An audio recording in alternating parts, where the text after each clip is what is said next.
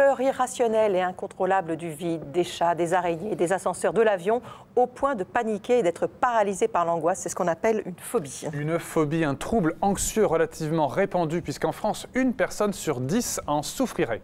Alors comment faire la différence entre une peur intense et une phobie? Pourquoi déclenche-t-on un jour une phobie? Quand faut-il consulter? Et aussi, quelles sont les thérapies aujourd'hui proposées?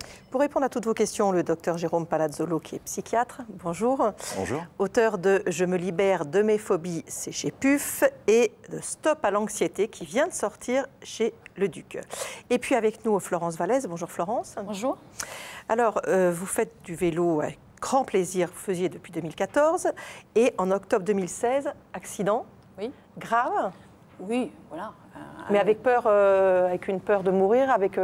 Oui, avec une peur de mourir, oui, effectivement, et pour moi et pour ma famille, pour mes enfants.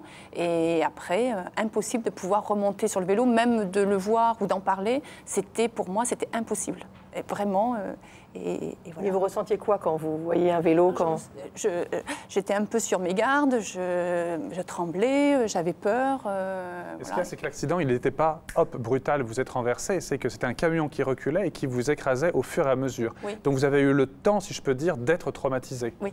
Oui, pour moi, oui, c'est un traumatisme. Mais sur le moment, je ne l'ai pas vécu comme un traumatisme. C'est après, quand je revoyais le vélo ou quand je circulais dans la rue, c'était pas possible. J'avais peur des vélos et moi, je ne pouvais pas remonter sur mon vélo. En dehors du fait que mon corps ne pouvait pas, mais ma tête, c'était pas possible. Et votre vélo, il était où? Des fois, on l'avait ramené chez vous? Oui, on l'a ramené chez moi. Ma fille l'avait installé dans le salon pour que je puisse le voir et peut-être passer ce moment où j'aurais eu envie de le voir. Mais non, j'y arrivais pas. Donc des fois, il me servait de porte-manteau. Et puis un jour, on l'a mis à la cave. Et puis voilà. Et voilà, non, on va voir comment vous êtes soignée. On va en parler. Oui. Anne demande si la phobie est pareille à l'angoisse. Pas tout à fait. En fait, l'angoisse, c'est une émotion normale. On est tous angoissés, et heureusement, parce que c'est ce qui nous permet de nous préserver de problématiques X ou Y. Par contre, la phobie, on commence à rentrer dans une dynamique de pathologie. C'est-à-dire que dans ce cas-là, ça va commencer à grignoter notre espace de liberté. Lorsque je vais éviter d'aller quelque part parce que j'ai une peur panique, rien qu'en la perspective d'imaginer cette situation, là, je suis dans le cadre d'une phobie. Maintenant, si je croise une mygale qui court sur la table, le fait que j'ai peur, ça ne veut pas nécessairement dire que je souffre de phobie. Eh ben, ça tombe bien, on va sortir une mygale. Donc vous venez de répondre à la question que Nanou se posait, savoir si la phobie est une maladie. Pour vous, le simple fait de dire le mot vélo déclenchait une crise de larmes ou une angoisse? Oui, vraiment, j'avais les larmes aux yeux et ça m'angoissait. Et on ne pouvait pas m'en parler. Et est-ce qu'avant de vous faire soigner, on verra après comment, vous avez essayé de remonter sur un vélo ou pas? Oui, mais c'était pas possible. Dans mon salon, j'y arrivais même pas. Je le supportais pas en fait. C'était. Parce que quand vous regardez, vous revoyez l'accident, vous voyez la peur que vous avez eue. Qu'est-ce qui remontait? Non, c'était lui. On formait un duo et puis d'un seul coup, il m'avait lâché. Oui, il m'a lâché. Ce côté fusionnel, pour le coup, entre madame et son vélo, c'est un processus normal ou c'est dans l'excès? Alors, c'est dans l'excès, sachant que par rapport... Pas, hein. Non, du tout. Mais par rapport à ce que vous évoquez, je pense que ce que vous décrivez se rapproche plus, en fait, de ce qu'on appelle un état de stress post-traumatique que d'une réelle phobie. Parce qu'une phobie n'est pas nécessairement associée à un trauma. Il y a des personnes qui peuvent être phobiques par comportement d'apprentissage. Prenons un exemple. Si, quand j'ai 3 ans, j'ai mes parents, chaque fois qu'il y a un coup de tonnerre, ils se mettent sous le lit et ils se mettent à hurler, je vais apprendre le fait que peut-être le tonnerre peut être difficile et je vais avoir une phobie des orages. Mais je n'aurais pas nécessairement eu un traumatisme comme vous avez pu avoir. Et ce que madame décrit, c'est peut-être plus un phénomène de réviviscence par rapport à ce qu'elle a vécu dans la situation. Olivier demande si avoir davantage confiance en soi, ça peut aider à vaincre la phobie. Oui et non. C'est-à-dire que quelque part, c'est peut-être l'objectif du thérapeute. C'est-à-dire que l'objectif pour nous, c'est d'amener la personne à avoir confiance en elle, mais pas une confiance aveugle. Parce que le problème, c'est que si la personne s'affronte aux situations en disant « j'ai confiance en moi, mais à chaque fois j'y vais, mais qu'elle est soumise à un échec », le problème, c'est que c'est quelque chose qui peut développer la phobie. Donc l'objectif pour nous, c'est de donner la capacité à la personne de retrouver confiance, mais de pouvoir s'affronter de manière progressive. On pourra y revenir un petit peu plus tard. Marina, il y a une question pour vous. Bien sûr. Clara, qui a la phobie des pénis, elle demande à quoi ça peut être dû et elle précise qu'elle n'a jamais subi d'agression ou de viol. Alors, c'est une phobie qui est assez répandue, cette phobie des pénis. Et en général, pour préciser, c'est la phobie des pénis en érection en général. Alors, il y a différentes explications. Il y a des psychanalystes qui auront peut-être une explication plus, on va dire, liée à l'histoire de la personne, liée à l'histoire avec les parents, etc. Maintenant, ça peut être aussi une peur de l'agression, tout simplement. Sans avoir été agressé avant. Sans avoir été agressé avant. Et parfois même, ce sont des personnes qui vont consulter parce qu'elles n'ont pas d'acte sexuel. Elles refusent l'acte sexuel parce que justement, c'est une peur panique d'avoir mal souvent. Et ça peut s'associer alors après à des problématiques vraiment gynécologiques de type vaginisme ou anorgasmie, des choses de cet ordre-là. Mais ça leur arrive donc dans l'intimité, j'imagine, mais aussi quand à la télévision ou dans des musées ou autre chose. Que vous disent ces patients-là? Parce que et oui, de toute façon, c'est la définition même de la phobie. C'est-à-dire que la phobie, au départ, c'est une peur sans objet. C'est-à-dire la personne qui a une véritable phobie, lorsqu'on lui demande d'imaginer la situation, donc en l'occurrence là d'imaginer un pénis en érection, ça peut déclencher une véritable crise d'angoisse. C'est là aussi où on fait la différence, et là, ça revient à la question de tout à l'heure, entre la peur, l'angoisse et la véritable phobie. C'est-à-dire que là encore, si je vous parle là de serpents, mais que vous n'avez pas de phobie des serpents, vous n'allez pas trop aimer, mais sans plus. Par contre, quelqu'un qui a la phobie des serpents, rien que le fait d'aborder le sujet, va commencer à avoir un peu de stress. Donc du coup, les gens atteints de ça ne vont pas sur la plage par peur que par accident, elles voient ça. Il y a des manœuvres d'évitement. Par exemple, exactement. Et l'évitement fait partie aussi de la définition des phobies. C'est-à-dire, en gros, c'est une peur sans objet avec conduite d'évitement. Daniel demande si les thérapies virtuelles peuvent être efficaces pour traiter l'agoraphobie. On va regarder peut-être un reportage. Oui, exactement, sur les thérapies comportementales. Voilà, j'ai une phobie du mot comportemental. Dans le cadre des thérapies comportementales et cognitives, on utilise de plus en plus, en effet, la réalité virtuelle pour traiter les phobies. Julie, justement, souffre de claustrophobie, c'est-à-dire la peur des espaces clos pour certains, ouverts pour d'autres. Vous nous donnerez exactement la définition de la claustrophobie. Et notre équipe l'a suivie lors d'une consultation à l'hôpital. Un sujet signé Marie Gouillot et Claude Pavelec. Alors, je vous laisse me dire ce que vous voyez autour de vous. La rue, des arbres, des immeubles. Oui. Métro. Oui. Le parking. D'accord. Quand vous vous sentez prête, on va descendre dans le parking. Il faut passer entre les deux barrières. D'accord. Descendre dans un parking, c'est l'une des plus grandes angoisses de Julie. À 25 ans, elle souffre de claustrophobie depuis une dizaine d'années. Comment vous vous sentez là? Au milieu de nulle part. Ok, au niveau de l'anxiété, sur une échelle de 0 à 10? Je sais pas, à 5. À 5. Ok, et elle se manifeste comment? J'ai envie de vomir. Alors faites une petite pause. Angoisse des parkings, mais aussi des ascenseurs ou des transports en commun. Autant de phobies qui gâchent la vie de Julie. Sur ma vie sociale, il y a un certain nombre d'invitations et de lieux où je ne vais pas. Donc je me prive d'un certain nombre de choses. Sur ma vie professionnelle, j'ai un diplôme que je n'utilise pas. C'est-à-dire que j'ai un diplôme d'avocat. Mais c'est compliqué d'être avocat quand vous ne pouvez pas aller visiter un client en prison, quand vous ne pouvez pas prendre l'ascenseur qui monte au 21e étage. Et personnellement, par exemple, je ne suis pas partie en vacances depuis 10 ans. Au travers de la réalité virtuelle, la psychiatre encourage Julie à s'exposer à l'objet de sa phobie, à mesurer son anxiété et grâce à des exercices de respiration, à calmer son angoisse. Allez, inspirez, inspirez. Inspirez, soufflez. Est-ce que l'anxiété commence à diminuer ou pas? Oui. Oui? Parfait. Allez-y, continuez. Les exercices de réalité virtuelle consistent entre autres à se confronter de manière progressive à l'objet de sa peur jusqu'à ce qu'on n'ait plus peur. Donc c'est le fameux phénomène d'habituation ou d'extinction de la réponse de peur. Et donc au lieu de le faire en vrai ou en imagination comme c'est traditionnellement proposé, on propose de le faire en réalité virtuelle. Et ce que montre la littérature scientifique, c'est que c'est aussi efficace de se confronter en vrai qu'en réalité virtuelle. La psychiatre pousse l'exercice un peu plus loin, en conduisant Julie dans les recoins les plus sombres du parking. Oui. C'est quoi les sensations physiques que vous avez là? J'ai une boule dans la gorge, j'ai envie de vomir, j'ai des sensations tout là autour diffuses comme ça. J'ai envie de reculer, physiquement j'ai envie de reculer. Et là je lutte pour rester comme ça. Qu'est-ce que vous pourriez avoir comme problème? Je pourrais pas retrouver la sortie. pas rester enfermée dedans. Ok. Dans la vraie vie, moi, j'aurais marché plus vite. Peut-être que j'aurais sorti mon téléphone pour téléphoner à quelqu'un, écrire un texto, écrire un mail, quelque chose qui fait que j'aurais pas regardé mon angoisse. Et là, avec la thérapie virtuelle, je suis obligée de la regarder, mon angoisse. Et c'est pour ça que je la ressens à ce point-là, en fait. Parce que je la regarde. Julie en est à sa 2e séance. Dans quelques semaines, la psychiatre lui proposera de réaliser ces exercices dans la vraie vie. La progression des patients est assez variable d'un patient à l'autre. Nous, on propose une dizaine de séances, globalement, pour venir à bout de la phobie.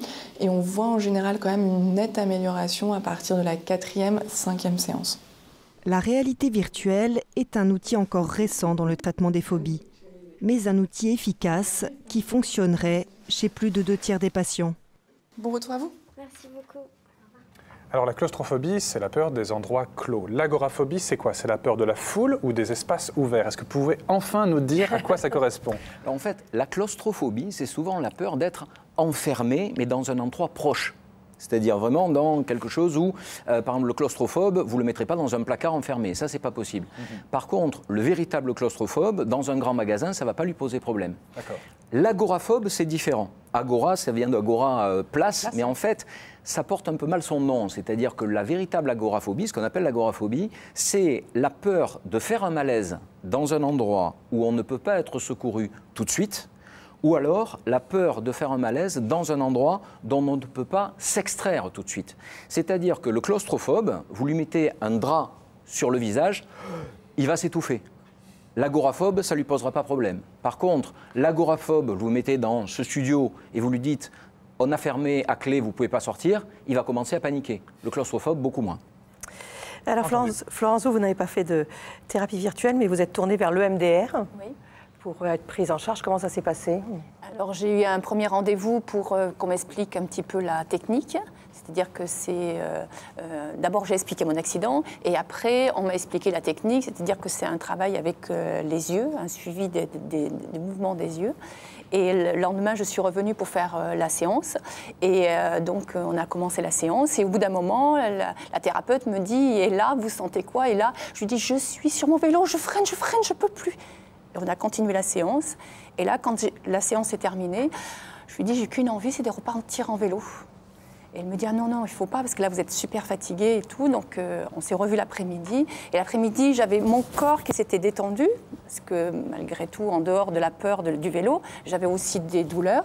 Et j'étais tendue encore, je pense que j'étais encore sur mon vélo en train d'appuyer sur les freins pour éviter le camion. Et puis, voilà, donc tout de suite, mon corps s'est détendu, ça allait beaucoup mieux. Et l'après-midi, c'est bizarre, j'avais envie de monter sur mon vélo, d'aller faire un tour. Donc là, je ne l'ai pas pris parce que c'est vrai que même si ma tête me dit c'est possible, mon corps encore un petit peu, mais c'est vrai que c'est assez bizarre parce que le thérapeute explique que ce n'est pas de la magie, mais quelque part, pour moi, c'était magique quand même. On va préciser, c'est donc la stimulation en fait, des deux parties du cerveau qui permet, si je ne dis pas de bêtises, de faire ressortir de là où il était mal stocké un souvenir traumatique pour pouvoir ensuite le ranger à un autre endroit. Exactement. En fait, ces stimulations bilatérales alternées permettent d'avoir une action spécifique sur une structure qui est présente dans le cerveau, qui s'appelle l'amygdale temporale. Ce n'est pas l'amygdale qu'on a ici, hein, c'est une amygdale qui est là, et qui, en fait, pour faire simple, est le siège un petit peu des émotions. Et lorsqu'on est confronté à un trauma très important, eh bien, c'est un peu comme si cette amygdale se déréglait, en quelque sorte. Et le MDR permet de régler l'amygdale pour permettre un traitement plus adapté de l'information. Ça veut dire qu'on n'oublie pas, mais ça ne suscite plus d'émotions insupportables. Mais ça veut dire que ce genre de traitement ne correspond qu'à des phobies qui sont liées à un traumatisme préexistant. Généralement, oui. Encore qu'aujourd'hui, il y a beaucoup d'études qui sont faites dans le cadre de l'EMDR et le MDR peut être appliqué dans d'autres indications que le seul état de stress post-traumatique. Donc, il y a pas mal de choses qui sont en train de se développer, y compris en associant des techniques, il y a quelques personnes qui font ça, de MDR à la technique de réalité virtuelle qu'on a vue dans le reportage. Donc, ça peut être aussi intéressant dans ce cadre. Alors, Aude est phobique des chats. D'où cela peut-il venir ? De plein de choses. C'est-à-dire qu'en fait, une phobie, c'est une maladie, une vraie maladie, hein, ça il faut le savoir. C'est-à-dire que si c'est une maladie, ça veut dire que ça se traite et que ça se traite bien. Et cette maladie, elle a plusieurs origines. Donc on a une origine biologique, qui souvent est une diminution d'un niveau de neurotransmetteurs qu'on a dans le cerveau, c'est un messager qui s'appelle la sérotonine. Il y a une origine psychologique, où il peut y avoir effectivement un traumatisme qu'on a vécu, quelque chose qui a été difficile, voire, comme on disait, un apprentissage désadapté. Et puis, il y a un aspect environnemental qui est lié au stress du quotidien. Et la personne qui souffre de phobie, donc je répète de pathologie, pas juste de peur, c'est quelqu'un qui se trouve à un moment donné à ce carrefour d'une fragilité biologique, psychologique et environnementale. Et tout l'art du thérapeute, c'est d'essayer de traiter ces 3 éléments, parce que si on n'en traite qu'un, ça ne marche pas. Alors le thérapeute, c'est une chose, mais on peut aussi avoir besoin d'autres procédés pour guérir, si on peut dire, ou améliorer. Parmi les peurs ou les phobies les plus répandues, il y a les chats, vous avez dit, mais il y a aussi le vide. Marie Guyot et Marc Lavastrou ont suivi plusieurs personnes qui en sont victimes lors d'un stage dans le Vercors, en pleine nature. Ils sont venus là pour se confronter directement, eux et leurs phobies, le but étant de mieux s'apprivoiser. On va chacun son tour s'avancer vers la plateforme qui est là-bas. Et puis vous allez jusqu'où vous pouvez. Puis quand vous sentez vraiment que c'est trop fort pour vous, vous arrêtez puis vous reculez. Françoise, Guy, Hélène et Arnaud sont réunis ce week-end pour un stage en pleine nature, encadré par Patrick, passionné de montagne et ancien moniteur de ski. Doucement. Le but, dépasser leur peur du vide. Tu n'es pas obligé de forcer, tu vas jusqu'où tu peux. Oui, non, ça... Je peux même peut-être approcher encore un peu. Ça se manifeste par des fourmillements dans les jambes, un nœud au plexus solaire, un nœud ici, enfin bon, une grosse angoisse. Chacun vit cette peur à sa manière. Dans le cas de Guy, elle le bloque dans sa passion pour l'escalade. Ça m'empêche surtout en escalade de progresser ou d'avancer, ou de me dire je peux y aller, j'ai le niveau, il n'y a pas de problème. Et j'ai plutôt des réticences à y aller ou j'y vais pas du tout, voilà. Hélène vient à ce stage pour la 2e fois. Tu n'es pas obligé d'être tout à fait au bord. Chez elle, la peur du vide relève d'une véritable phobie. Tu t'arrêtes, tu regardes, tu mesures intérieurement où tu en es. T'es comment là? Là, je ne suis pas très bien. Au quotidien, je ne monte pas sur une échelle, sur un escabeau. Je suis relativement sédentaire, donc je ne prends plus l'avion. Les ponts, ça me pose problème. Quelque part, avoir peur du vide, c'est normal. C'est un garde-fou naturel. Garde-fou naturel, ça veut dire attention, il y a du vide, si je tombe, je peux me faire mal, voire mourir. Ça, c'est normal. Et le problème des phobies, c'est ce dérèglement de cette alarme qui devient quelque chose qui est énorme, comme un monstre. Au programme, pour aider ses participants à dépasser leur peur, des exercices de relaxation. Avec un objectif, se concentrer sur ses sensations corporelles pour mieux gérer les émotions. On relâche les bras, on laisse tomber les épaules, on laisse tomber les mâchoires, on stabilise sur les 2 pieds, ok. Et là, je commence véritablement à être connecté à la fois à mon corps et à la terre. Tout notre travail consiste à se libérer de cette emprise que le vide a sur nous. Et pour se libérer de ce vide, on ne peut pas se battre contre le vide, on ne peut pas se battre contre nos émotions, mais on revient au corps, à la présence au corps, à cette intelligence du corps qui va être un support physique, mais aussi un support de détente et d'harmonie finalement. Après ces quelques exercices, les participants sont invités à s'approcher à nouveau et même un peu plus du vide. Vous me suivez? Si vous voulez regarder le paysage, vous savez comment il faut faire, on s'arrête et on lève les yeux. Quand on marche, on marche. Et les progrès sont visibles. Alors, c'était différent cette fois? En plus, ça te met le sourire, c'est bon ça. C'est beaucoup mieux. Je suis allée soulagée. C'était des exercices qui m'ont semblé simples, j'allais presque dire de bon sens, mais qui ne me seraient pas forcément venus à l'esprit en situation, même pas du tout d'ailleurs, et qui ont... Enfin, moi j'ai vu des effets immédiats, parce que là, je me suis aperçu que je ne regardais pas du tout le vide, étant donné que j'étais centré sur le ressenti du corps, sur les chaussures, etc. Du coup, je pouvais être en présence du vide sans difficulté. Au fur et à mesure du stage, les participants sont capables d'affronter des paysages de plus en plus vertigineux. En moyenne, il faut entre 1 et 3 week-ends pour apprivoiser sa peur. Alors le vertige c'est une chose, il y a aussi ceux qui ont peur en avion et notamment Air France organise des stages pour ne plus avoir peur de ça, qui sont assez renommés à l'international. C'est la même peur, c'est la peur de la chute, la peur du vertige ou l'enfermement? Et ce n'est pas vraiment la même chose. On va dire qu'à peu près 90% des personnes qui ont peur en avion sont en fait de véritables agoraphobes, c'est-à-dire, c'est ce qu'on disait tout à l'heure. Pas sortir n'importe quand. Exactement. Le problème, c'est que lorsqu'on les interroge, ils disent je commence à paniquer déjà quand j'entre dans l'avion et qu'on ferme la porte. Et dans ce cas-là, l'objectif, c'est de se poser la question, est-ce que vous avez peur uniquement en avion? Est-ce que vous avez peur aussi dans le train, dans le métro, dans les endroits fermés, dans les grands magasins? Et finalement, on s'aperçoit que là, c'est une véritable problématique agoraphobique. Par contre, généralement, il peut y avoir après des phobies spécifiques de l'avion, où là, effectivement, ce sont des personnes qui ont pu voir des reportages sur des crashs, qui ont peur de mourir, qui ont peur que l'avion s'écrase. Et dans ce cas-là, les stages Air France peuvent être très intéressants dans ce contexte. Très utile. Aujourd'hui, vous refaites du vélo? Oui. Oui. Tranquillement? Oui, oui. J'ai quelques douleurs de mon corps, mais après, pour la tête, tout va bien. Vous avez trouvé le plaisir? Ah oui, oui, oui, beaucoup, beaucoup. D'ailleurs, je suis allée faire une balade dimanche, là, c'était très sympa. Très bien. Avec un casque et un gilet, bien sûr. Oui. Oui, tout le temps. Christine. Oui, allez-y. Alors, Christine a des petites filles qui ont une peur bleue des araignées. Elles paniquent et elles pleurent si elles en aperçoivent une, même de loin. Comment les aider? Alors comment les aider? Justement, l'objectif c'est de voir, là encore, est-ce qu'on est face à une peur des araignées, ce qui peut être normal, ou est-ce qu'on est face à une véritable arachnophobie, c'est-à-dire cette phobie des araignées, ou dans ce cas-là, on est vraiment dans des dynamiques d'évitement, par exemple. Moi, j'ai eu le cas d'une patiente, plus âgée que les petites filles, qui, en rentrant chez elle, a vu une araignée sur la porte de sa maison et qui allait vivre à l'hôtel pendant 3 jours. Donc là, on est dans une véritable phobie. Là, l'objectif, justement, pour les petites filles, c'est d'éviter que cette peur ne se transforme en phobie. Donc le but, c'est d'essayer d'apprivoiser les choses, de montrer que les araignées ne sont pas méchantes, d'essayer de les appréhender petit à petit. Peut-être montrer au départ des dessins animés qui montrent des araignées, peut-être voir la différence entre les faucheux qui font pas mal et puis des araignées qui peuvent être plus problématiques, mais qui vivent très très loin de chez nous. Voilà, le but, c'est ça, c'est finalement de désacraliser un petit peu les choses et d'essayer surtout de ne pas dire « Ouh là là, regarde, l'araignée, elle est méchante, je l'écrase et va vite dans ta chambre ». Là, on développe une phobie. Rudy a la phobie des excréments humains. Il dit qu'aller aux toilettes, c'est très pénible pour lui. Est-ce que la psychothérapie peut être utile?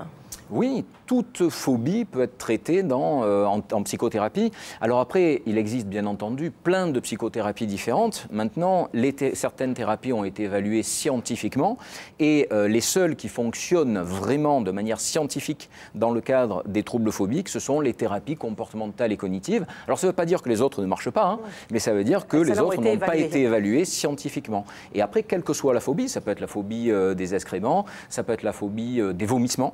C'est assez fréquent, les métophobies. Très handicapant, il paraît. Exactement. En plus, là, au mois de septembre, avec tout ce qui est gastro, etc., vous imaginez la problématique d'évitement. Ce sont des personnes qui ne sortent plus de chez elles ou qui, dans le métro, se baladent toujours avec un gel nettoyant. Donc, l'objectif, c'est ça. C'est-à-dire que, quelle que soit la phobie, l'objectif, c'est d'amener la personne petit à petit à son rythme, avec un protocole spécifique. Comme on disait, c'est pas dire, voilà, c'est bon, t'es fort, vas-y, affronte-toi. C'est faire ça petit à petit. Et toute phobie peut se traiter dans ce contexte sans grosse difficulté. Alors on connaît bien ça depuis qu'un célèbre homme politique a bien parlé de cette expression, c'est la phobie administrative. Claire voudrait savoir si ça existe véritablement. Alors, ça existe véritablement. Maintenant, par rapport à l'homme politique, je ne sais pas, je ne l'ai pas vu. On parle pas de mais dans ce cadre-là, oui, on peut avoir une phobie de tout et n'importe quoi. Moi, j'ai des patientes qui ont des phobies de légumes. Alors, vous allez dire, elle peut s'en passer. Sauf que cette brave dame habite juste devant le marché à Nice qui s'appelle le marché du Cours Saléa. Et donc, elle ne sort jamais. Quelqu'un qui a la phobie des pigeons, il ne sort pas de chez lui s'il vit en ville. Et quelque part, on peut avoir une phobie administrative. Alors, là, pourquoi pas envisager un comportement d'évitement? C'est-à-dire que là où ça peut poser problème, c'est la personne qui va dire « Ah non, moi, je n'ai pas rempli ma feuille d'impôt parce que j'ai une phobie administrative ». Dans ce cas-là, on peut avoir une conduite d'évitement et demander à son comptable qu'il le fasse pour soi. Mais ou son conjoint. On ne peut pas faire plus loin. Merci beaucoup à tous les deux. Je rappelle votre dernier livre, Stop à l'anxiété, qui vient de paraître chez Le Duc. Demain, on vous dira comment jardiner sans risque. Enfin, pas moi, parce que moi, je m'absente pendant 3 jours, mais je vous laisse Michel, donc vous ne perdez pas au change. Bon après-midi. À bientôt. Au revoir.